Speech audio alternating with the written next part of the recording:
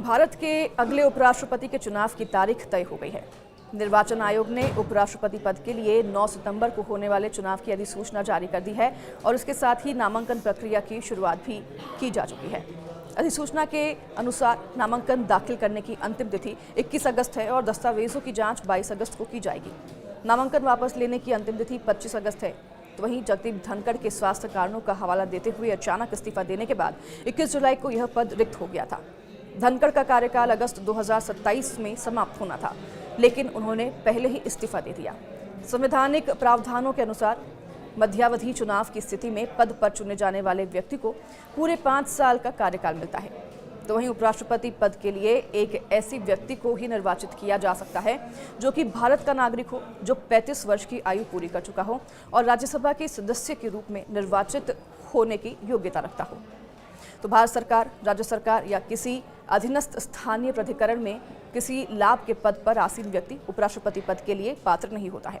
उपराष्ट्रपति पद के चुनाव में सत्तारूढ़ राष्ट्रीय जनतांत्रिक गठबंधन को स्पष्ट बढ़त हासिल है। उपराष्ट्रपति का चुनाव लोकसभा और राज्यसभा के सदस्यों द्वारा ही किया जाता है।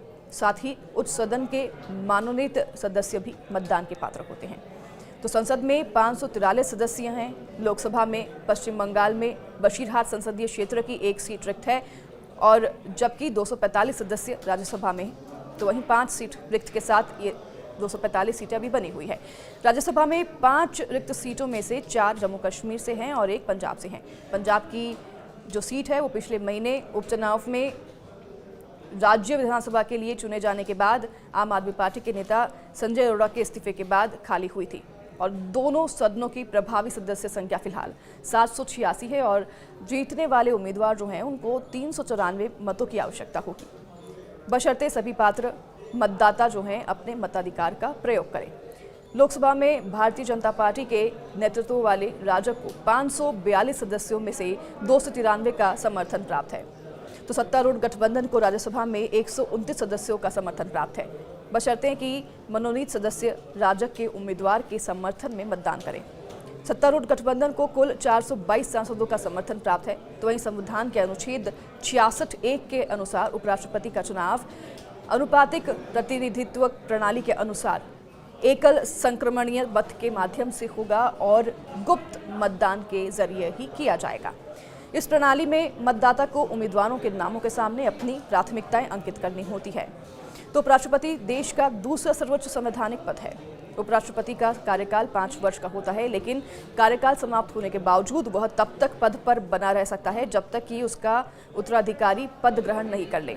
यह चुनाव तब जरूरी हुआ जब पूर्व उपराष्ट्रपति जगदीप धनखड़ ने 21 जुलाई 2025 को पद से इस्तीफा दे दिया, जबकि उनका कार्यकाल अभी बाकी था। ऐसे में अब यह सवाल उठ रहा है कि भारत का अगला उपराष्ट्रपति कौन होगा। तो आइए जानते हैं वो संभावित चेहरे जिनके नाम इस दौड़ में सबसे ज्यादा चर्चा में हैं। राज्यसभा के उपसभापति हरिवंश सिंह का नाम उपराष्ट्रपति की रेस में सबसे आगे बताया जा रहा है। वो जनता दल यूनाइटेड के राज्यसभा सांसद हैं और 2020 से इस पद पर हैं। अभी वो अस्थायी रूप से राज्यसभा के सभापति की भूमिका निभा भी रहे हैं। वह सरकार के करीबी भी माने जाते हैं। हालांकि रिपोर्ट में ये भी दावा किया जा रहा है कि इस बार उपराष्ट्रपति जो है भाजपा से ही होगा और ये बात एनडीए के सहयोगियों को भी बता दी गई है। तो वहीं जम्मू कश्मीर के उपराज्यपाल मनोज सिन्हा का कार्यकाल 6 अगस्त को पूरा हो रहा है। वह पहले रेल राज्य मंत्री रह चुके हैं और उत्तर प्रदेश से आते हैं।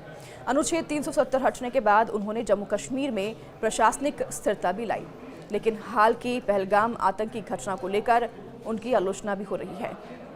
तो वहीं एक और नाम रेस में गूंज रहा है, वो है पूर्व मुख्यमंत्री कर्पूरी ठाकुर के बेटे और केंद्र में कृषि राज्य मंत्री रामनाथ ठाकुर का। इनका नाम भी प्रमुख रूप से सामने आया है। वह नाई यानी कि अति पिछड़ा वर्ग से आते हैं और बिहार चुनाव को देखते हुए उनका नाम राजनीतिक रूप से अहम और रणनीतिक भी माना जा रहा है। तो वहीं बिहार के मुख्यमंत्री नीतीश कुमार का नाम भी चर्चा में है। हालांकि उनकी संभावना काफ़ी कम मानी जा रही है। कुछ लोग मानते हैं कि उन्हें सम्मानजनक बधाई देकर उपराष्ट्रपति मनाया जा सकता है, लेकिन बिहार चुनाव से पहले उन्हें हटाना बीजेपी और नीतीश दोनों के लिए ही नुकसानदेह साबित हो सकता है। तो फिलहाल बिहार के राज्यपाल आरिफ मोहम्मद खान का भी नाम इस रेस में है। वह पहले कांग्रेस और जनता दल के सांसद रह चुके हैं। तो वहीं शाह बानो केस के मुद्दे पर उन्होंने 1986 में कांग्रेस छोड़ दी थी।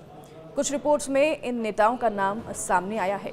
तो राजनाथ सिंह और जेपी नड्डा दोनों ही बीजेपी के वरिष्ठ नेता हैं। वहीं कांग्रेस नेता शशि थरूर का भी नाम उछल रहा है, लेकिन अगर उन्हें उपराष्ट्रपति बनना है तो उन्हें अपनी लोकसभा सदस्यता छोड़नी होगी। हालांकि उपराष्ट्रपति पद के लिए इन सभी नामों पर चर्चा हो रही है, लेकिन यह भी मुमकिन है कि बीजेपी एक बार फिर किसी चौंकाने वाले चेहरे को सामने ला सकती है, जैसा कि वह पहले भी कर चुकी है। जब तक आधिकारिक ऐलान नहीं होता, तब तक नए नामों की चर्चा होती रहेगी।